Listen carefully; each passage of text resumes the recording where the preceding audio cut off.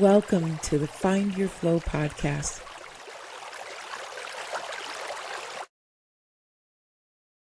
Hey there, listener. I wanted to jump in here real quick before I get into the studio with my guest, Cathy Nesbit. And that's because when I was first introduced to her, the subject matter, while it made me curious, I was not very excited about learning about worms. And here's why. I recognize that worms are super, super important, but I am really grossed out by worms. And I'll be honest with you. So to spend time talking about worms, even though it's in the context of composting, and enthralled by composting, and I want to learn everything I can about composting and helping the earth rejuvenate and helping to teach me how to do things better, how to actually garden. I just didn't think that I could handle, a full episode about worms without like squealing at least a half a dozen times. But then I was talking to my husband about this, and he was very disappointed that I was not going to meet with and learn from a worm expert, a composting expert. So I said I would do it if he would be my co-host, and he jumped at it. So today's episode is going to feature my husband as co-host with me on Find Your Flow. Stay tuned. We're going into the studio in just a couple of minutes, and then we'll be sharing all that we learn with you. Hello, everybody, and welcome to Find Your Flow. I have the honor to be learning from Cathy Nesbit today, and she is the founder of Cathy's Crawly Composters. And I dare you all to try and say that 10 times fast. Try to even say it one time fast, and you'll be tripping over it just as much as I am. Cathy, welcome. Welcome to Find Your Flow. Thank you, Lisa. I'm excited to be here. So am I. And to introduce the listeners, this is my husband, Kevin. Kevin is the reason that Cathy is here with us today, because if you listened to the intro, you will know that I'm a little bit squeamish, a little bit whole lotta squeamish. And I was genuinely afraid that I would have nightmares for days about worms if I had this conversation, even though I really want to learn about composting. I really want to learn about how we can give back to the earth, how the earth gives back to us, how we can create healthier foods for us and our loved ones. I want to learn all of these things if I can get past the squeamishness.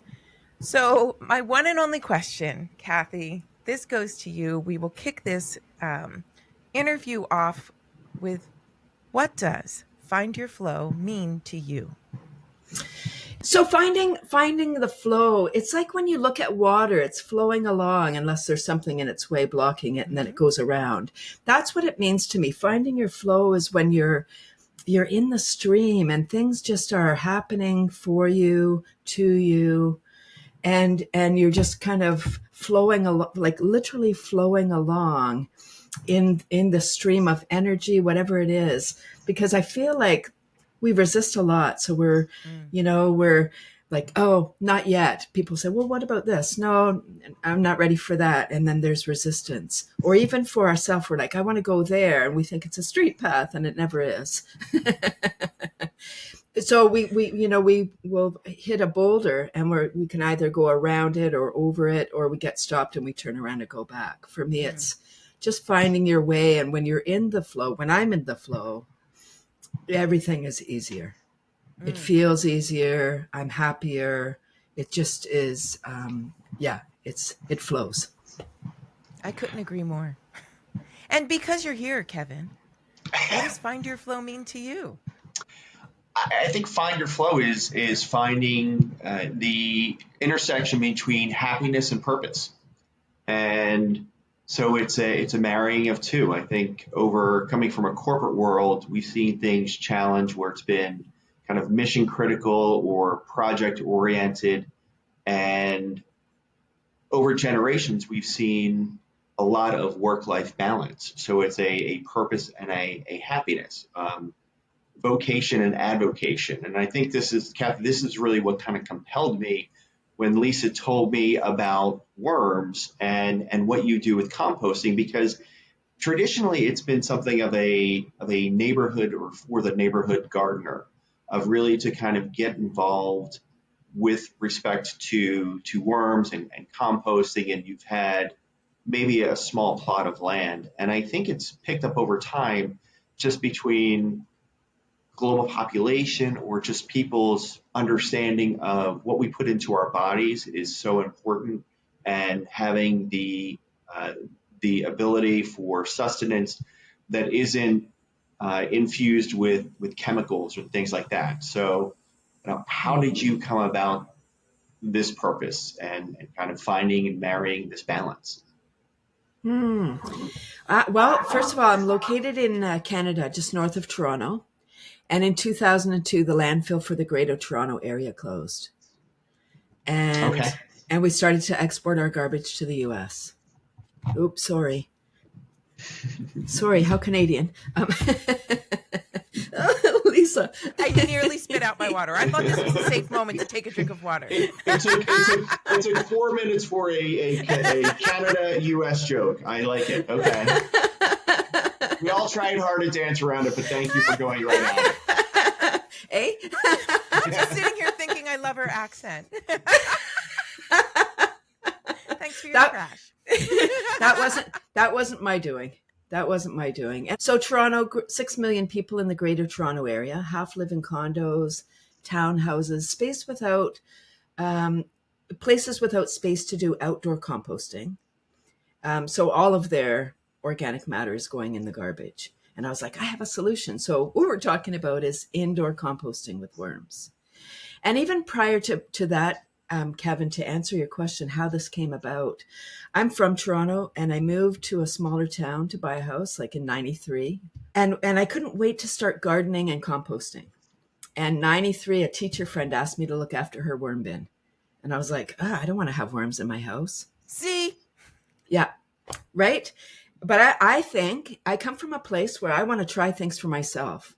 I don't want you to tell me, oh, you won't like that. Well, let me try. Like there's some things that you were right. I didn't like that. But I took on the challenge. I wanted the black gold. I knew the value of the compost that the worms produced.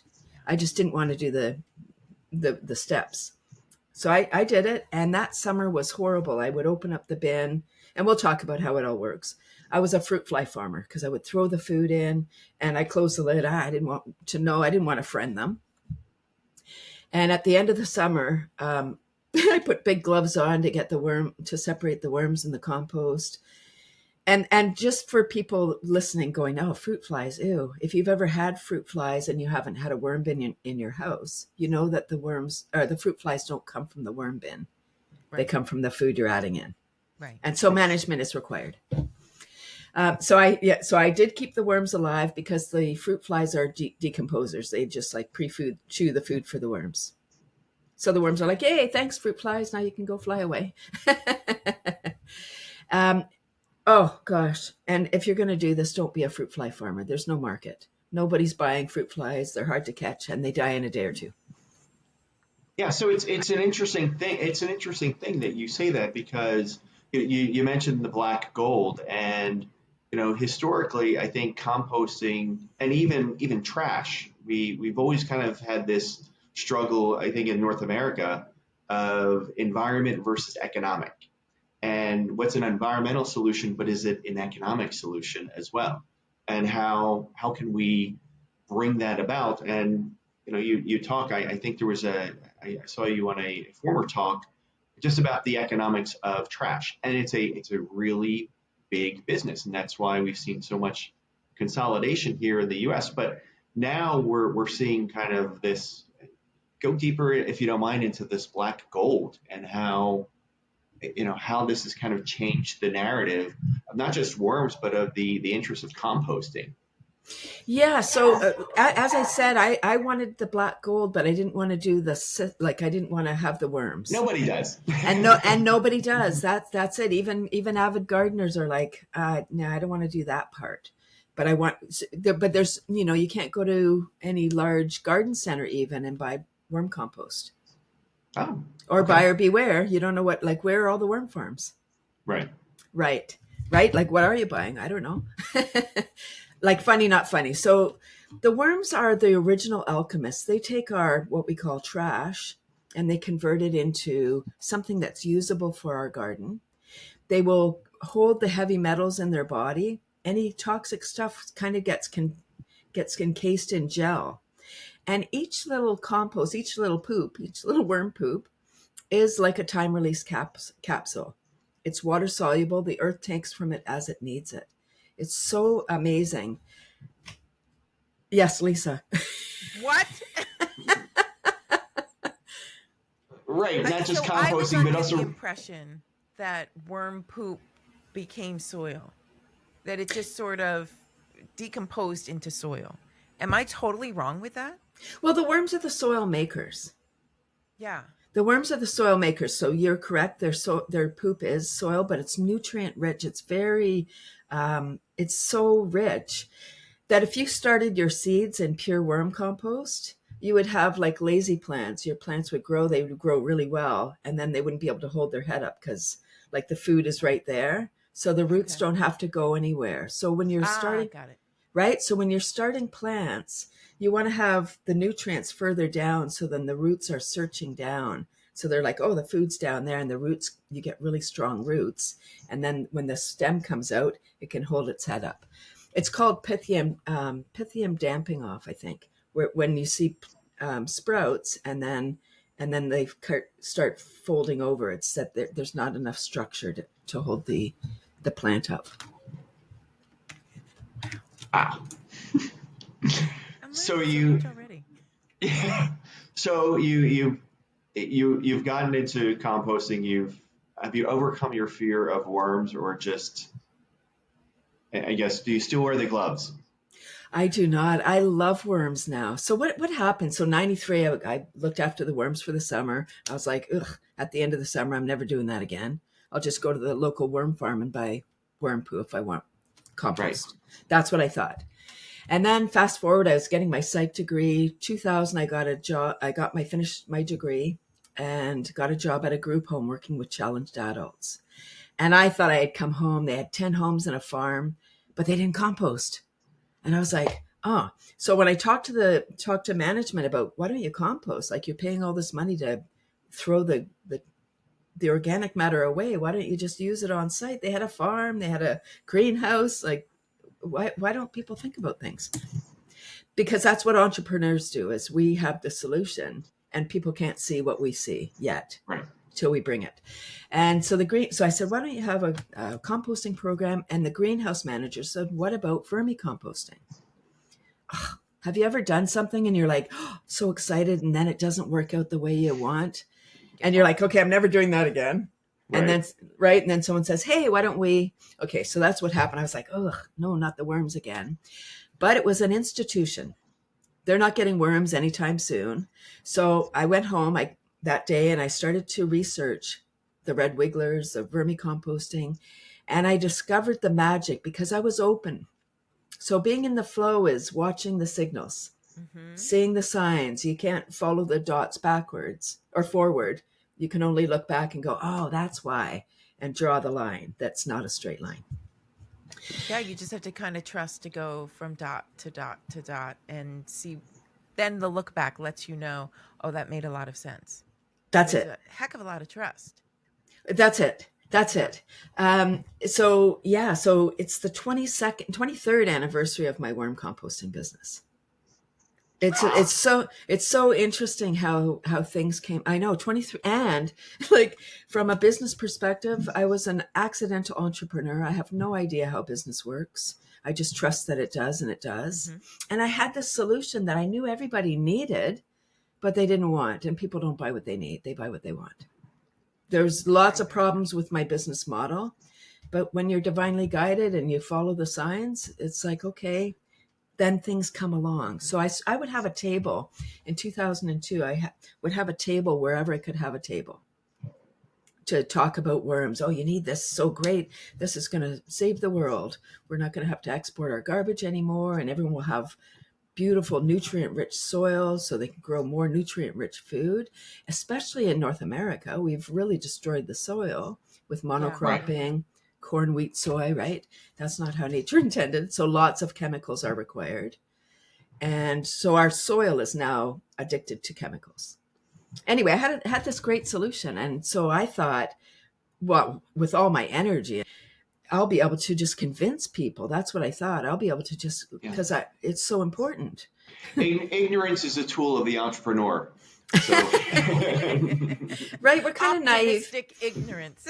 Right, and naive too, like thinking, absolutely. Right, that we could just that I could convince people. My goal when I started was worms in every living space, worms in every house, every classroom, not just one in a school as a project, every business, every community, wherever there's a blue bin or recycling bin, there's a worm bin. Like you're eating your apple, where's the apple core? There's the worm bin, there it is. That's what was my plan. I didn't realize the worms were such a barrier.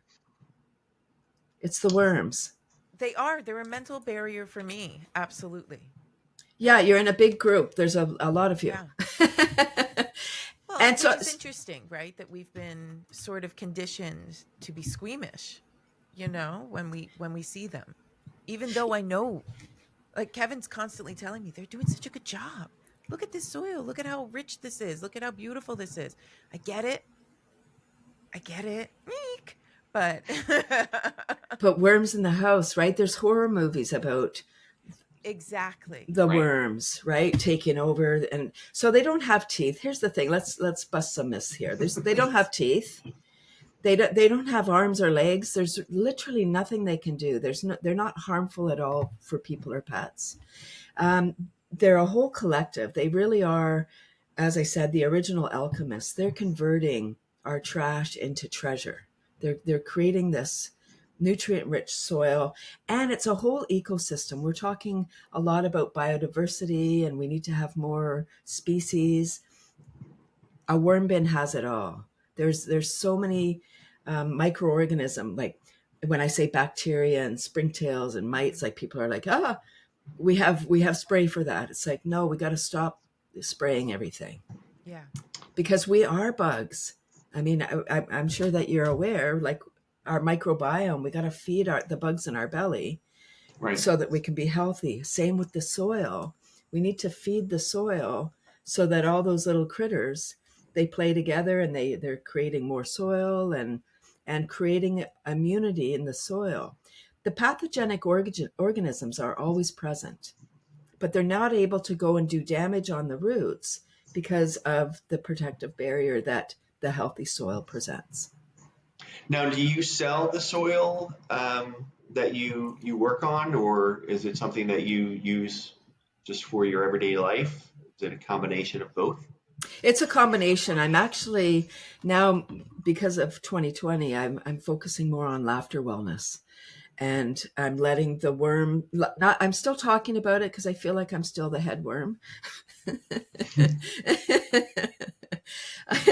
But I'm really focused now because people are in a mental crisis. It's a global mental crisis that we have. And when you're in a crisis, you can't care about anything, not even your neighbor. So never mind the planet. So that's where I'm at right now. But yes. And if anyone's thinking about doing a worm business, we need more worm growers, but I would suggest selling the soil, the compost, rather than the worms. So my goal was you have a pound of worms and you have a pound of worms and everyone have a pound of worms. They breed more than rabbits. So you might start with a pound. They eat about half their weight per day in food scraps. Wow.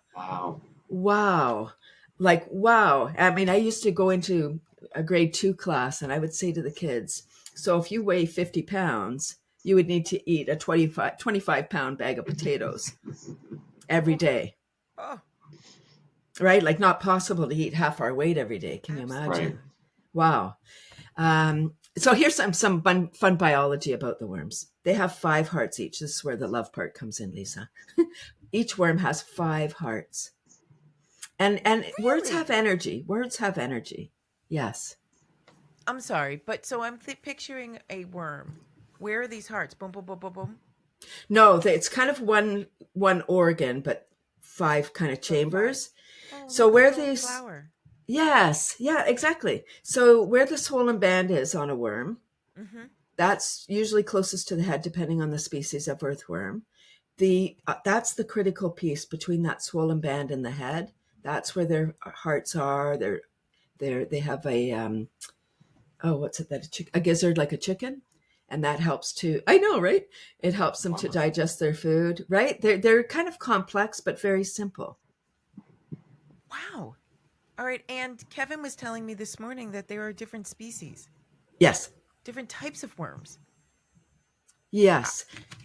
this is as mind blowing as when I found out there were different kinds of cats. We were I we thought a were dog cat was people a for, cat. she, yeah. We ended up with a cat for our son just by chance, and we've always grown up, we were dog people. Mm-hmm. But yeah, so getting back to the worms, I know the red wiggler. I know just from fishing, there's a couple of different. Uh, we've had night crawlers, which it might be more the slang term, but how many species are out there, and does each do a different job? And do they all look Yes. alike? Um, okay, 3 to 4 thousand different types have been identified. What? Right? I know. Only four are suitable that we know of so far. There's probably others that are suitable for vermicomposting. We're looking for surface dwellers. So the red wiggler, European nightcrawler, African nightcrawler, and Perionyx, which is a tropical worm. Okay. What do we have here in North America? We've got, now we've got European nightcrawlers. They're obviously imported. I don't know if this is true, but I heard that there was no earthworms in North America that they were destroyed by the ice age. And I have a hard time believing that because they are everywhere and they don't travel very far. The earthworms move around, like they're talking about the earthworms eating the forest. They're not in the forest until we put them there. Like, say, Mm. fishing. People will buy bait and they go fishing. When you've got your few worms left, you're not taking them back to the bait shop. You're like, you just dump your little cup there. Now the worms are there. Kevin brings them home. Yay, that's good. That's what I would recommend. That's what I would Yeah. recommend for They everyone. take a car ride. Yeah. Then they get some special food at home. I So mean, they nice. really do. Don't you feel bad that they turn into food?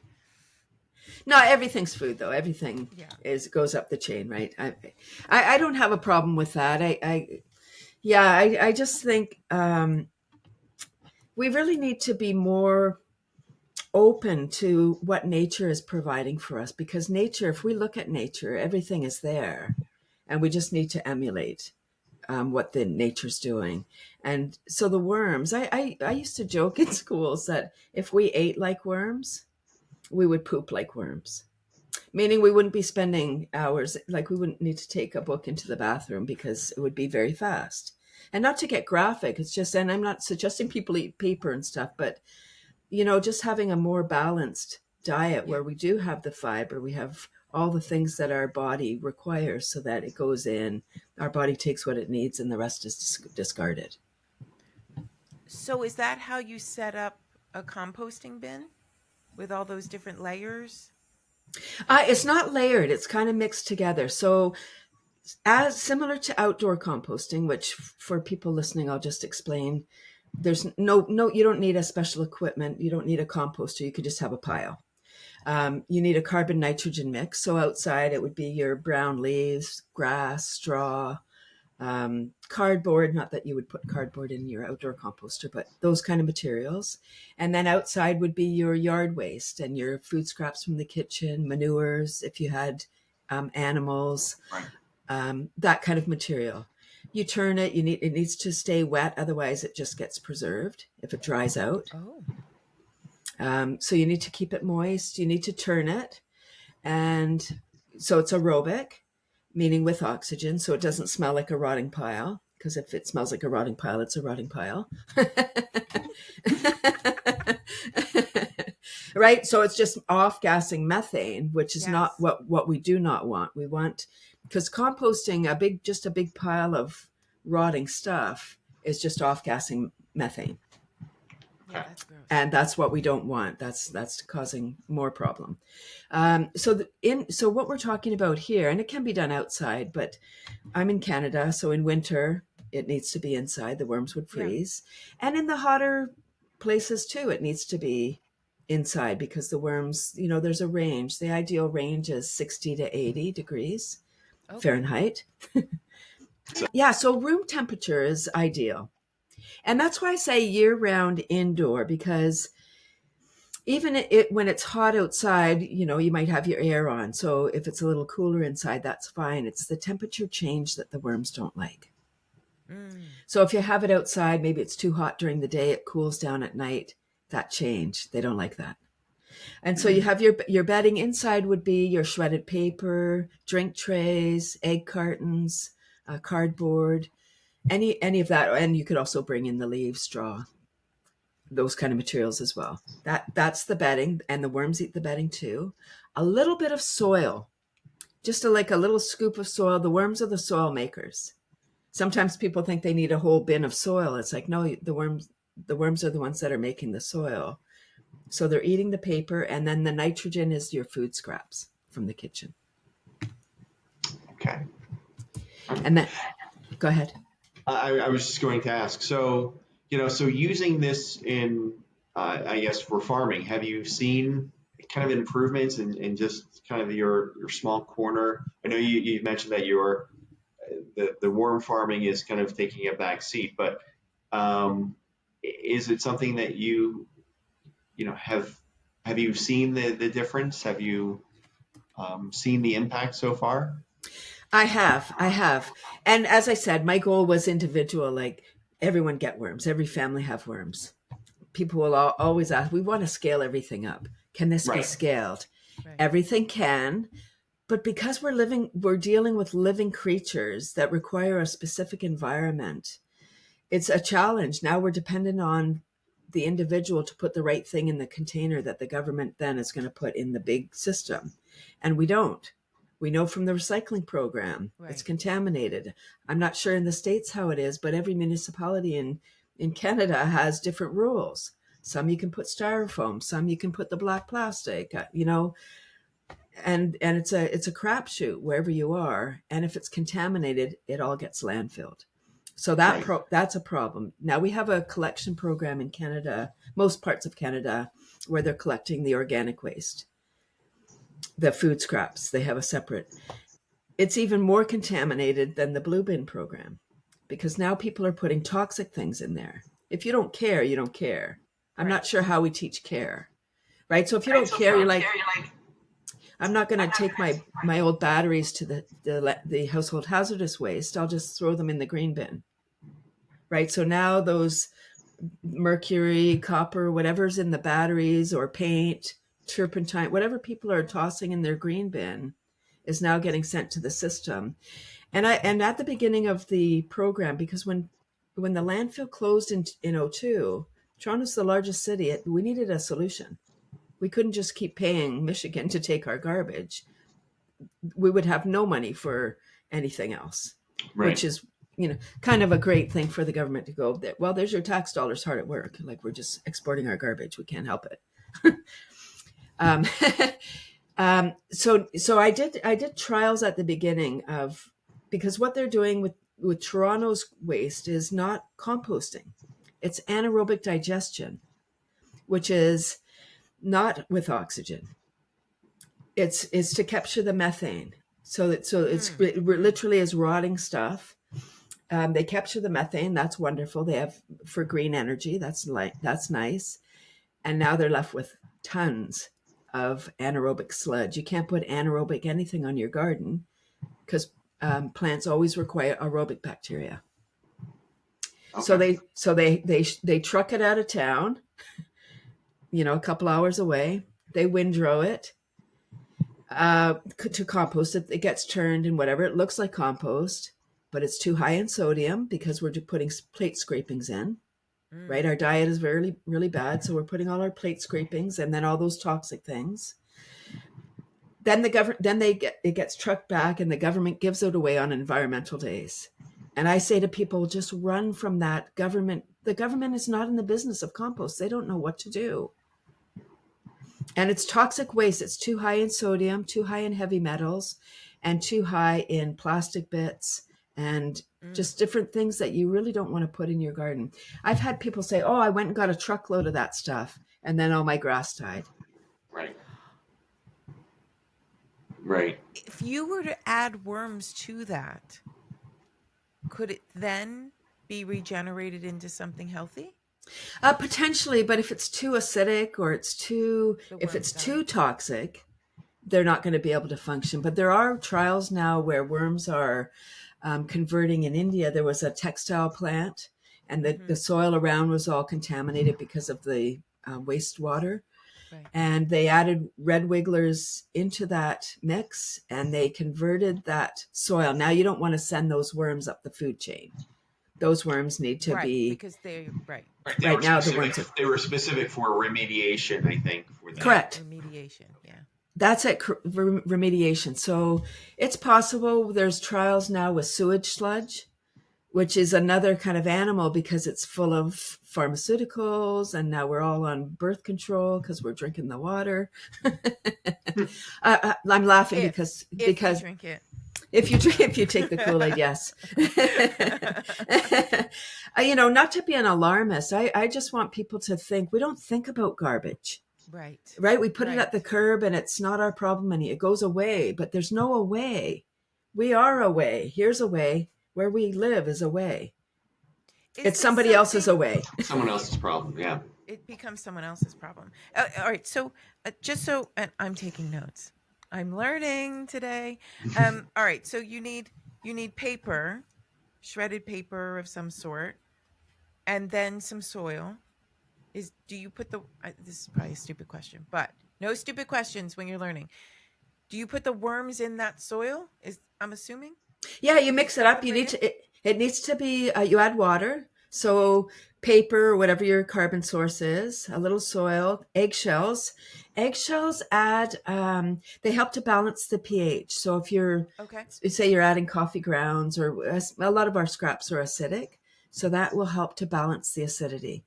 You could also use calcium carbonate or agricultural lime, but just be careful about, you need to be mindful of that. Using eggshells, if lime becomes explosive, but well, true, right? That's true.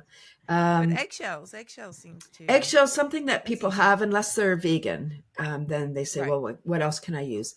Well, schools now have smart boards, so they have cupboards full of chalk. You could grind up some chalk and use chalk. Oh. Yeah, and then any kind of food scrap? Oh, okay. Thank you. Yes. Your fruit and veg mostly. Okay. So it's, all your fruit and veg, coffee, tea, cooked pasta and rice, old bread, moldy bread can go in. What stays out? No meat, no dairy, no sauce, no salt or, condiments. Nothing that would be harmful to the worms. If you're not sure, leave it out. The more you chop it up, the worms don't have teeth. So the more you chop it up, the faster it breaks down, the more the worms can eat. And is this something we could do in our basement? Yes, absolutely. Because and it's like that would be easy. You put it wherever you put it. Like I have a couple of bins in my kitchen, and that's because that's where my scraps are, and I don't mind. Right. So I mind. And we have a cat. Like this is the other thing. And George gets into everything. No, there's a lid on it. My thought is George will be a menace, but if we could, and when you say a bin, are you talking about like a big old plastic bin with a cover on top, or do you leave it uncovered? What do you do? Yeah, interesting. So any container will do. A Rubbermaid tote or an old recycling bin, a box, but then the worms will eat the box. So I wouldn't suggest cardboard. And it's hard to move, right? So a plastic bin is easy. Okay. And if somebody is space challenged, like I think of a New York apartment, there are systems that are a piece of furniture. I did sell a system. It's called the Living Composter that looked like a stool, and it was a layered. a layered system. So I'll talk about a bin first for the do-it-yourselfers. Any container, if you've got a certain space that you want to put your container, get a container that fits that space. It's not the container that makes it work. It's creating the right environment. So lid or no lid. I used to think the lid was a psychological barrier.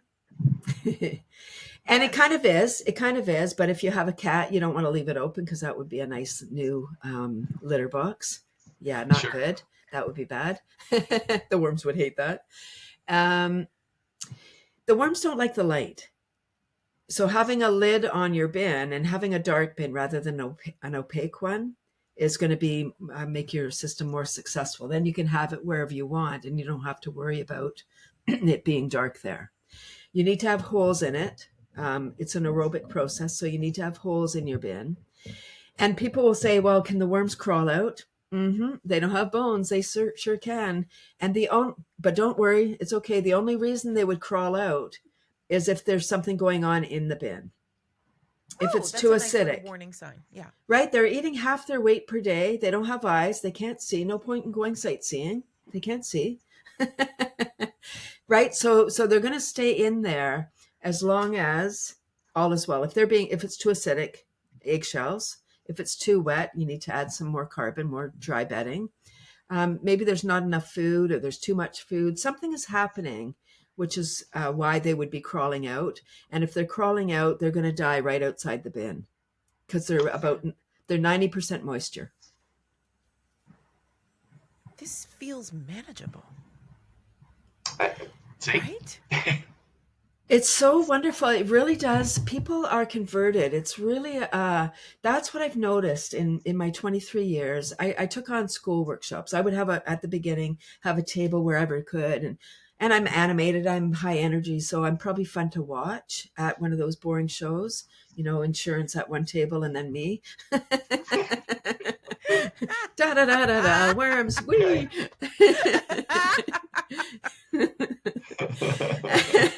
And then I get to the part of the worms and, talking about, and then people will say, well, what do I do with the worms in the winter? Like assuming that I'm talking about the worm bins outside. And I go, oh no, it's indoor year round.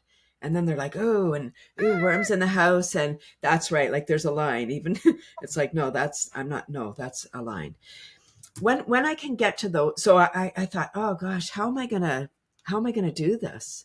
How am I going to get everyone to have worms in their house if they're afraid of worms? And so I took on school workshops. I started to educate kids, and over 100,000 students have seen my presentation now. Wow. And I've had the privilege of meeting students. And when I started doing school workshops, I'm like, now I just have to wait 20 years for them to have buying power. I made it. Play. I don't know about that. These kids, they come home and they nag enough. They're getting it done. Worms, there's a line. I thought that too. And people said that. And it's like, no, if you're like, there's a line. Yeah. They might get a puppy instead, right? They might be like, okay, you can have a bird or whatever. I'd rather deal. We're not having worms.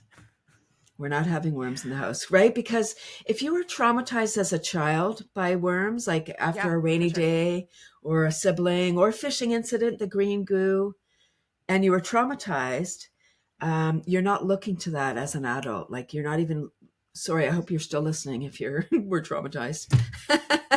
Literally, Kevin said his number one question this morning was how to eat fried worms.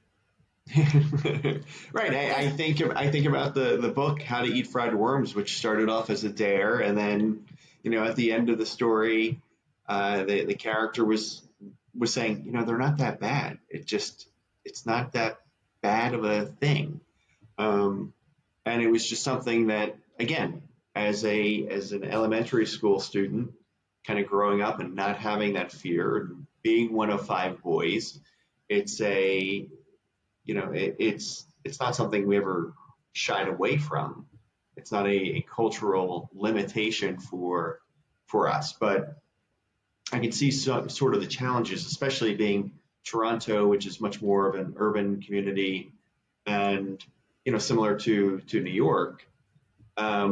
Mm. It's just, and I think that's where this proclivity of the neighborhood garden or the urban garden centers have really kind of come through, and it's almost like the proof is in the pudding. The vegetables are better, the soil is better, and it's a little bit of nature, it's a little bit of what everyone needs to migrate the both of them to give a little bit of happiness and everyone's joy, right? It's sometimes we're obsessed and limited by the amount of concrete we see, or the barriers of high rises, and you have a little bit of openness. You can smell. You have so much more of a tactile experience with something like soil, and worms help that. So, Absolutely. And in a classroom, when teachers start in September at the beginning of the school year, and they have me come in, we set up a worm bin, and the students get to watch the worms convert their banana peels and apple cores and adding in the paper. And then 3 to 5 months is when you do your harvest. So then they get to experience the full cycle, and then they'll use that soil to grow a plant for Mother's Day or Father's Day, or have, maybe they've got a little garden in the schoolyard and they can put the soil there, or they can sell it as a fundraiser. There's so many opportunities, and I think when we get to the children, that's why, I was having a booth, but then adults were afraid, and they're like, yeah, okay, that's not happening. And people were like, oh, it's dirty. Stay away, Jimmy. And it's like, oh my gosh, now Jimmy's afraid of worms. Right. Because it's a learned behavior. right. And that's why I thought taking on the kids would be a great way. And I have had the privilege, because I've been at it for 23 years, doing workshops for 23 years. And I always wear my shirt, worm away your garbage. And so I'm always branded when I'm doing my talks, or when I'm exhibiting somewhere. I've had people come up to me and say, oh, Cathy, you came into my grade 3 class, and because we had worms in the class, or because of me, whatever they say, I went to college and now I'm an environmental lawyer. Mm-hmm. Like, took environmental studies because they learned about worms and the value of worms. Wow. So, and we're all making an impact. I'm not special. Every day we smile at someone or we hold a door, we're making an impact. We just don't know what we've done until Right. somebody says.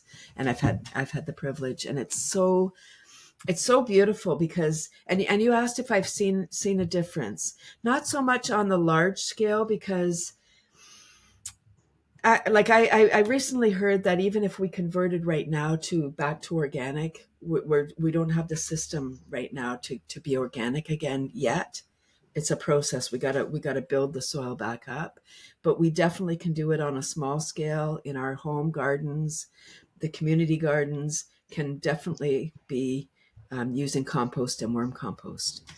And I think, when we say things are really processed, compost is great. Worm compost is greater because it's more processed, but by nature. Right. It's just refined. It's beautiful. And that's different from, say, the composting machines.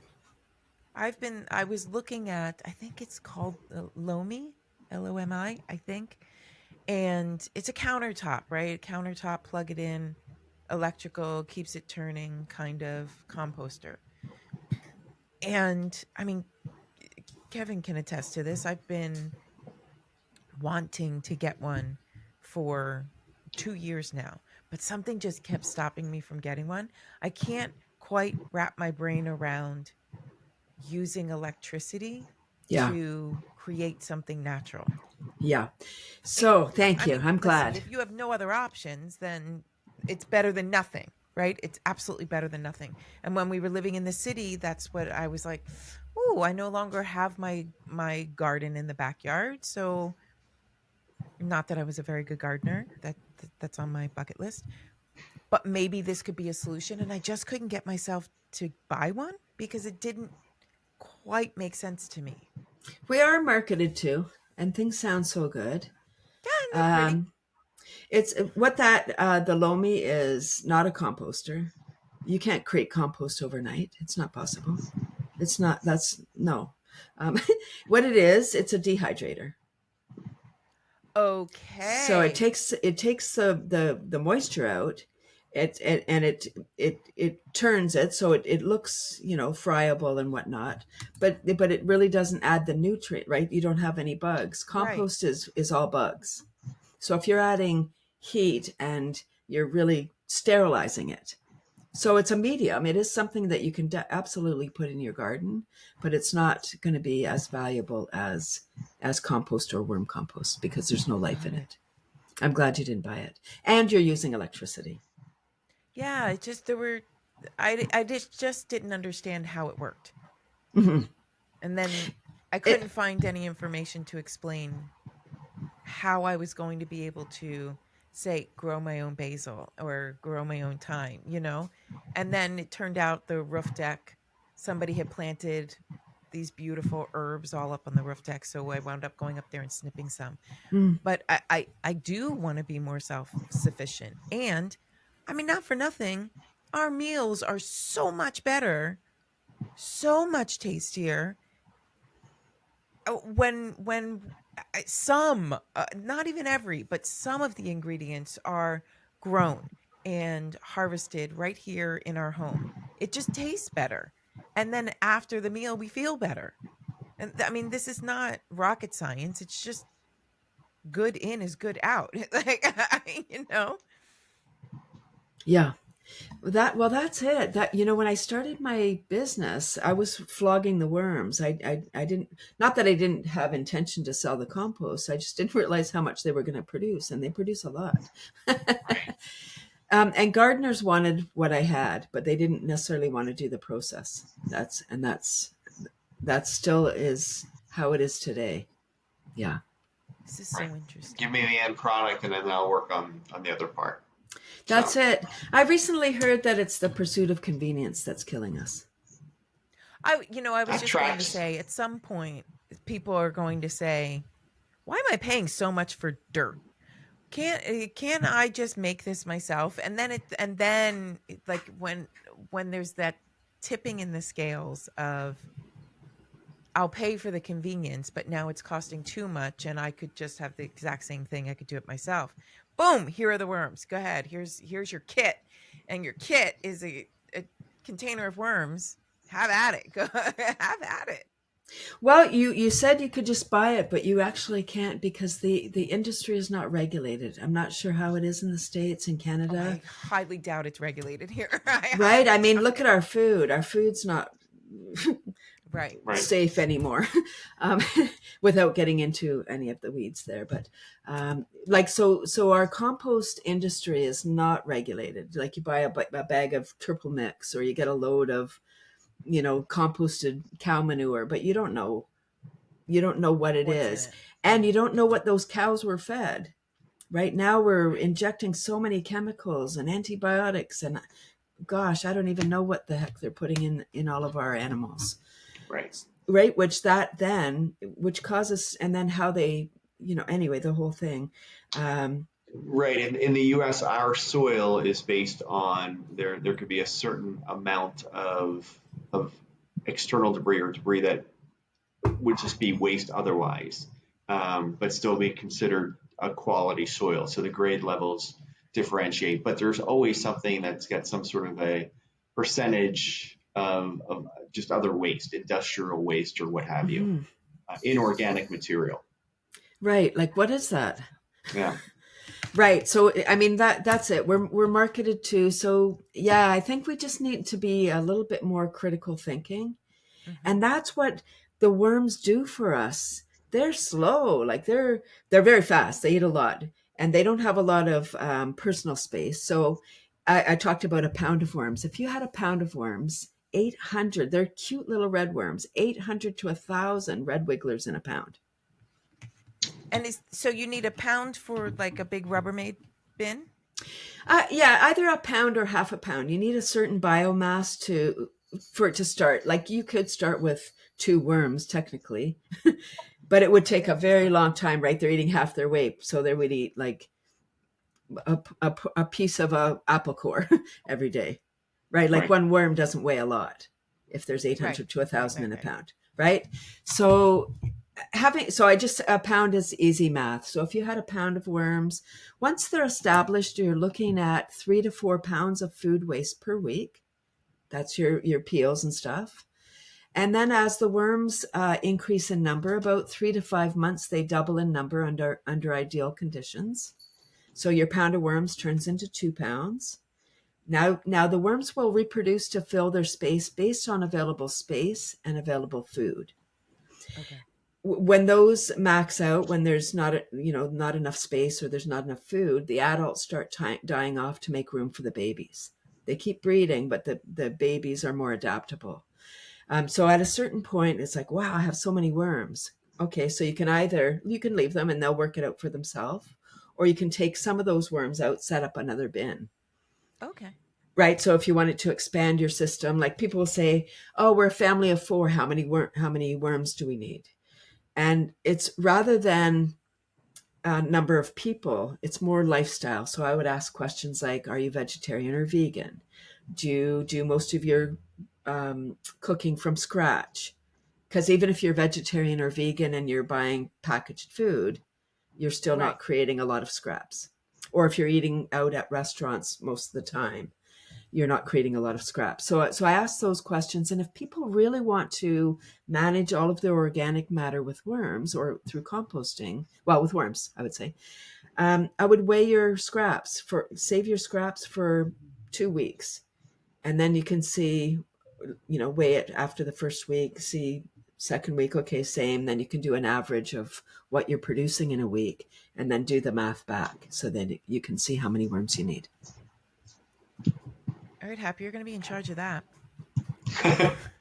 All right, let's go get us some red wigglers. And you're going to be in charge of that. You give Kevin a month's time, and our basement is going to have so many bins. No doubt. He just needed to learn how to do all of this. But again, I'm just limited by the space I have. So. I'm giving you carte blanche in the basement. Go do whatever you want. Yay! Yeah. So there are systems as well. You can have like a container. Then you need to separate the worms. Is the dump and sort. You dump out the bin, put it in small round piles. The worms don't like the light, so they go down into the piles, scoop off the top. Takes maybe an hour to do a Rubbermaid bin. There are systems where you start on one bin and then one tray. There's holes in the bottom of each tray. So when the tray fills up, you put the next tray on top, holes in the bottom, the worms are going to migrate up and leave behind their black gold. And leave all the clean, good soil in the bottom. It's like its own little ecological, archaeological dig. It's so beautiful. So it's not right away. It's a process. So when you put the next tray on, some are like, oh, yay, new environment. They go upstairs. The other ones are like, oh, there's still food here, so I'm going to continue. So they stay there. So then you've got worms in both trays. Some systems come with a third tray. So then after another month or so, when that tray fills, you set up the next one. Now you've got 3 trays. The bottom tray will just about be devoid of worms. You may still need to empty that out and grab those little worms and put them up top. Right. Any that are still in there. Exactly. Like people go, oh, do I just dump my bin in the garden? I go, oh, yes, that's good for business. Right? Because the worms breed more than rabbits. Right. Yeah. Right? So if you just dump the whole thing out there, then you need new worms. But that's the problem with the business model of selling the worms solely is I'm selling the workers. And they reproduce, and people are like, oh, my worms are doing so great. I gave some to my neighbor. I sent some to my kids' school. I'm like, oh, stop giving your worms away. It's bad for business. No, I mean it. Like, give them to me. Right. I'll take them off your hands. I'll do you a favor. Wow.